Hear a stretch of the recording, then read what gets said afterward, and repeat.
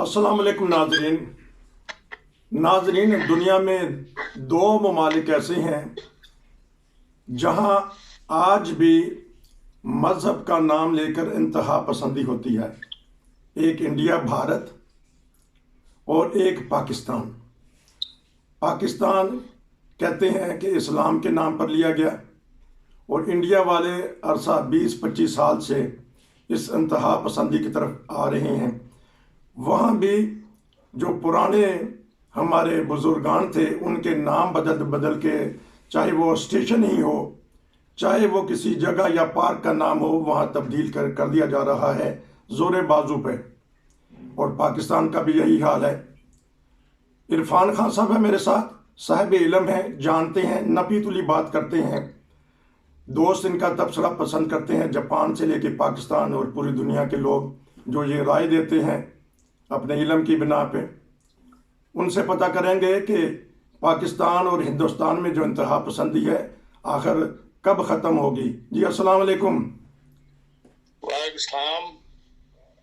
Sir, ये इंतहा पसंदी, क्योंकि आप बड़े अच्छे अंदाज में बता देते हैं और आप तबसरे भी लेते हैं अपने वॉइस ऑफ जर्मनी पे बहुत सारे स्कॉलर से, ये क्या वजह है कि पाकिस्तान और हिंदुस्तान में दोनों जगह इंतहा पसंदी हुकूमतों में भी नज़र आती है, असम्बलियों में नज़र आती है, और अवाम भी इन बातों में आ जाती हैं? देखें, ये बात तो दुरुस्त है कि अमूमी तौर पर बरसगीर पाक और हिंद जो है, दोनों जगह मजहबी तासुब जो है वो बढ़ रहा है, और इंतहा पसंदी जिसे कहना चाहिए, खुसूसन भारत में जो है वो मुसलमानों के खिलाफ बढ़ रही है। और पाकिस्तान के अंदर जो है वो अमूमन सिर्फ माहौल ऐसा बन रहा है कि हर चीज़ जो है वो उसको इस्लाम पर परखा जा रहा है, और जो चीज़ उनको नहीं पसंद आती उसको वो मजहबी तौहीन के शुमार कर लेते हैं, चाहे मजहब तौहीन हो रही हो या ना हो रही हो। एक रिवाज ऐसा बन गया है उसको मजहबी तौहीन में शामिल करके तो ऐसी कानून साजी करवा ली गई है जिसको वो सजाए मौत भी है, और इंसदाद दहशत गर्दी की जो तजाज़ात हैं वो भी उसको पर लगा दी जाती हैं। लेकिन इन दोनों में एक नुमाया फ़र्क ये है कि जो भारत है वहाँ पर इंतहा पसंद जो है हिंदू जो भी पार्टियां हैं वहाँ पर ये बात उन तक महदूद है। उसमें न तो प्रेस उनका साथ देता है और न ही हुकूमत ने कोई ऐसी कानून साजी की हुई है जिसके अंदर वो उनको सहारा मिलता हो, या उनको जिसे कहते हैं बकअप मिलती हो, या पंजाबी में लफ्ज़ है हेरा शेरी, जिससे एक खास लफ्ज़ होता है कि किसी को अप्रिशिएट करने के लिए एक हौसला मिलता है, शायद जिसको कहते हैं शाह लब दिए जी।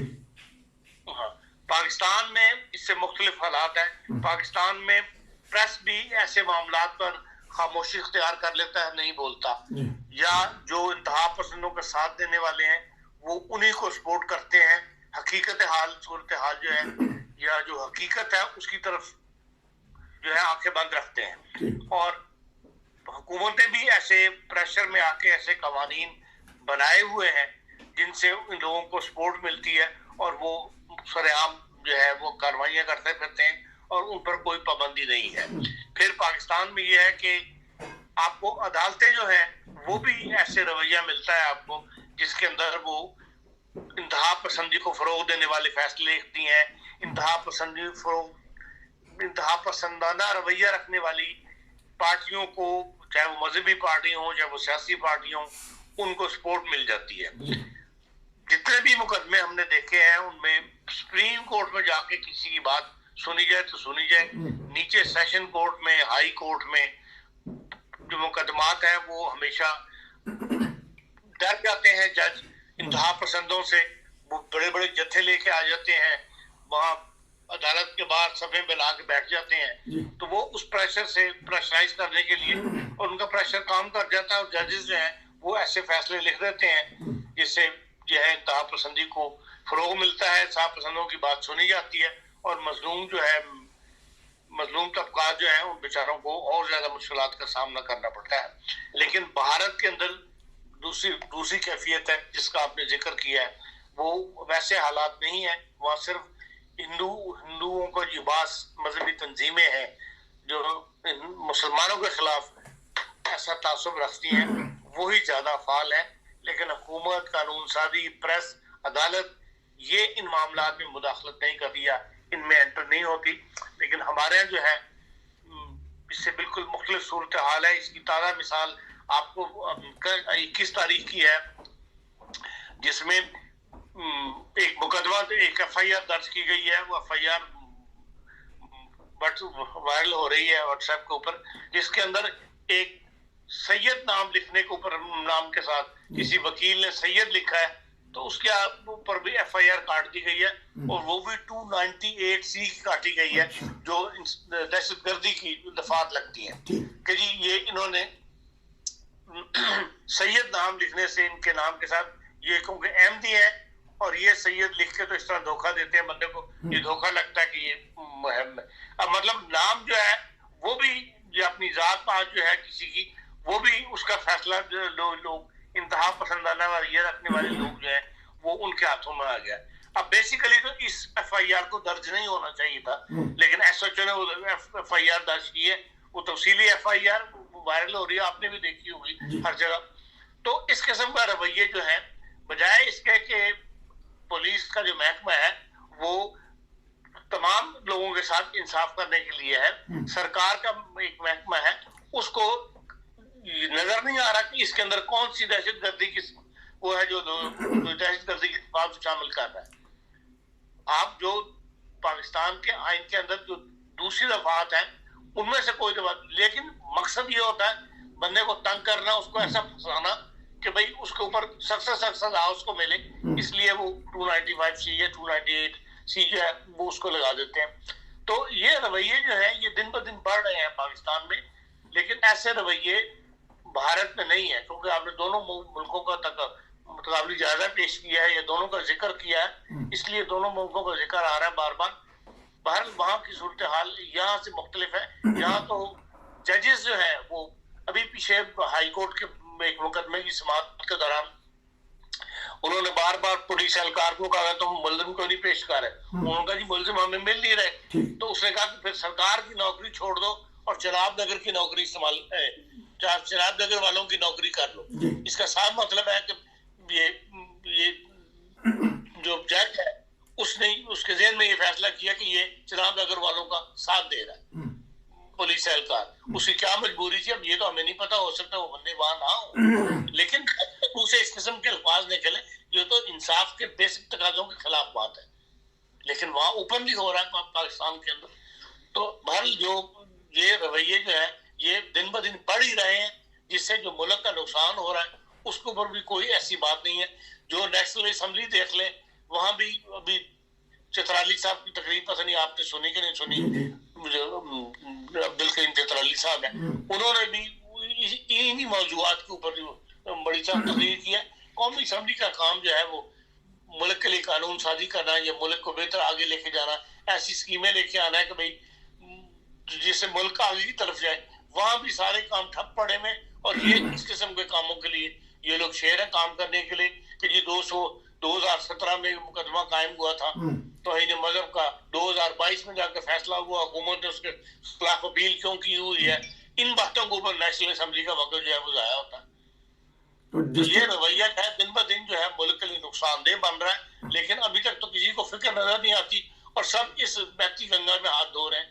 ہر کوئی جو چاہے عمران خان ہو چاہے وہ دوسری سیاسی پارٹی، وہ یہی سمجھتے ہیں کہ عوام کے دل جیتنے کے لیے بجائے اس کے عوام کو گائیڈ کریں، ان کی رہنمائی کریں کہ بھئی ان باتوں سے ملک کے لیے نقصان ہے، معاشرے کے اندر نقصان ہے، معاشرہ آپس میں پھٹتا ہے، ایک دوسرے سے دشمنی شروع ہو جاتی ہیں. معاشرے کو ایک کرنے کے لیے ایسے اقدامات اٹھائیں، ایسی پالیسیاں لے کے آئیں، ایسی تقریریں کریں. یہ نہیں ہو رہا، بلکہ ہر وہ کام ہو رہا ہے جس سے نفرت جو ہے وہ بڑھتی ہے. جس سے نفرت بڑھتی ہے، کیونکہ آپ نے بھی کافی عرصہ وہاں گزارا پاکستان میں اور خبریں ملتی رہتی ہیں. پہلے تو صرف جو عوام تھا یا مولوی تھا ممبر میں یا مسجد میں بولتا تھا، اب تو عوام بھی گلی کوچوں میں ایسی باتیں کر دیتے ہیں جس سے نفرت پھیلتی ہے. اور اسی معاشرے میں جس طرح جب نیشنل اسمبلی کے فلور سے ایسی باتیں ہوں گی تو پھر عوام میں بھی ایسی باتیں پھیلیں گی. ہاں ٹھیک ہے، کیونکہ نیشنل اسمبلی میں ناظرین آج جو چترالی صاحب نے تقریر کی ہے اس میں بھی مذہبی رنگ دیا گیا ہے اور بھڑکایا گیا ہے. اور ویسے جس طرح آپ نے کہا کہ جماعت احمدیہ تو ایک پرامن پرسکون رہنے والی جماعت ہے ملک کی ترقی کے لیے، اور باہر اور پاکستان میں بھی جہاں تک کوشش ہوتی ہے اسلام کی سربلندی کے لیے کام کرتی ہے.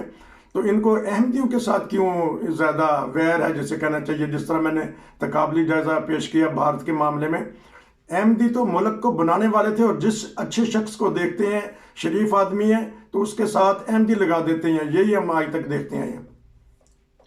دیکھیں اس بات کا کسی کو جو ہے ادراک نہیں ہے کہ بھئی عام کے احمدیوں میں اور دوسرے مسلمانوں میں کیا فرق ہے. ایک پروپیگنڈا ہے کہ احمدی جو ہے وہ صلی اللہ علیہ وسلم کو آخری نبی نہیں مانتے. یہ جو جس قسم کی گفتگو جس قسم کے الزام لگانا چاہتے ہیں یہ لوگ لگا دیتے ہیں. ان کے جواب دینے کے تمام راستے جو بند کیے ہوئے ہیں. اس لیے یک طرفہ پروپیگنڈا کی وجہ سے عام آدمی تک یہی اب میسج ہے، یہ یہی سمجھتا ہے کہ بھئی ان کو صلی اللہ علیہ وسلم سے جو محبت ہے مسلمانوں کو پاکستان کے اندر جو ایک ماحول بنا ہوا ہے اس کے اندر وہ کوئی دوسری بات سننے پسند نہیں کرتے، اور وہ ہر اندھی بات اندھا جو ہو کے یقین کر لیتے ہیں بجائے اس کے کچھ تحقیق کریں کہ یہ واقعی ایسے ہی ہے، یا کوئی احمدی مذہب کا مطالعہ کرے، ان کی لٹریچر کو پڑھے. اس طرف تو کوئی نہیں آتا، جو کوئی دوسرا بات کہہ دیتا ہے. اور اس کی وجہ سے سیاسی لیڈر اور مذہبی لیڈر جو ہے، سیاسی لیڈر وہ جو پرویز الہی جیسا ذہن رکھتے ہیں وہ اس سے فائدہ اٹھانے کے لیے اس قسم کا پروپیگنڈا کر دیتے ہیں، اس قسم کی اسکیمیں لے آتے ہیں، جس سے یہ ہے کہ بھئی ان کی پاپولیرٹی بڑھ جاتی ہے، یا ان کو خیال ہے کہ انہیں چند ووٹ زیادہ مل جاتے ہیں. کہیں نہ کہیں سوال یہ ہے کہ کہیں نہ کہیں تو خاتمہ ہونا چاہیے. جو ہم جانتے ہیں کہ بہت سارے ایسے لوگ اس دنیا سے چلے گئے ہیں جو حق کی آواز اٹھاتے تھے، اور کہیں نہ کہیں تو خاتمہ ہوگا. یہ آخری سوال ہے، 1-2 منٹ میں جواب دے دیجیے گا. یہ تو رب کی لاٹھی جو ہے وہ اس کا جواب دے گی، ورنہ عام انسانوں کے ساتھ تو جو رویے رکھے ہوئے ہیں ان لوگوں نے اس کے اندر تو یہ نظر نہیں آتا کہ یہ سوائے اس کے کہ قدرت ان کو سبق سکھائے اور کوئی رستہ بازار ابھی تو نظر نہیں آتا. آنے والے وقت میں بھی کوئی ایسا قائد پیدا ہو جائے، ایسی قیادت سامنے آ جائے، کوئی ایسا انقلاب ملک کے اندر آ جائے، یا خطے کے حالات اس قسم کے ہو جائیں کہ مجبوری بن جائے ان کو اپنا رستہ بدلنا. ناظرین، یہ ایک پروگرام تھا پاکستان میں بڑھتی ہوئی انتہا پسندی کے اوپر. پوری دنیا کی خبریں 1 منٹ کے اندر ساری دنیا میں پھیل جاتی ہیں. بغور جائزہ لینا چاہیے ہمارے حکمرانوں کو، ہمارے عوام کو، ہمارے علماء کو. یہ جو ترقی یافتہ ممالک ہیں جنہوں نے اپنی عوام کے لیے ہر چیز مہیا کی ہے، یہی ایک اسلام کہتا ہے. کاش کہ ہماری یہ دونوں حکومتیں، اور بالخصوص پاکستان کیونکہ ہمارا تعلق پاکستان سے ہے، ایسے مذہبی معاملات کے اندر نہ جائیں، کیونکہ مذہب انسان کا ذاتی فعل ہوتا ہے، اس نے اللہ کو جواب دینا ہے. عرفان خان صاحب، آپ کا بہت شکریہ کہ آپ نے بہت ہی پیارے انداز میں بڑھتی ہوئی انتہا پسندی کے بارے میں بتایا. ناظرین، انشاءاللہ پھر کبھی دوبارہ ملیں گے کسی اور موضوع پہ بات کرنے کے لیے. نصیر کو اجازت دیجیے. خان صاحب، آپ کا شکریہ. السلام علیکم.